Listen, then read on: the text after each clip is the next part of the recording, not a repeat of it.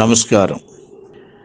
సనక సనందనాదుల చేత శపించబడి భూలోకమున జన్మించిన వైకుంఠ ద్వారపాలకులు జయ విజయులు. హరి భక్తులుగా 7 జన్మలు గాని, హరి విరోధులుగా 3 జన్మల అనంతరం శాప విమోచనం కలిగి తిరిగి తనను చేరుతారని శ్రీమన్నారాయణుడు చెప్పగా, విష్ణుమూర్తికి దూరముగా 7 జన్మల పాటు ఉండలేమని భావించి శ్రీకరికి శత్రువులుగా జన్మించటానికి సిద్ధపడతారు. తొలి జన్మలో హిరణ్యకశిపుడు హిరణ్యాక్షులుగా జన్మించగా శ్రీహరి భూలోకంలో అవతరించి వారిని సంహరిస్తాడు. మరుజన్మలో రావణాసుర కుంభకర్ణులుగా జన్మిస్తారు.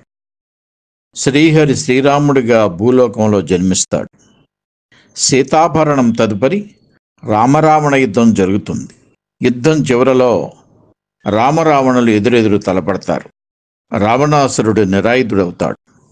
అప్పుడు శ్రీరాముడు కనికరించి, ఈరోజు పోయి రేపటి రోజు యుద్ధరంగానికి రమ్మని చెబుతాడు. ఆ రాత్రి రావణాసురుడు తన మందిరంలో పొందిన వేదన, ఆవేదన, అవమానం, తాను గడిపిన గత జీవిత సింహావలోకనం, రావణాసురుని బాధ, వ్యధ, అహంకారం, ఆక్రోశం, ఆక్రందనలే ఈ రావణాసుర.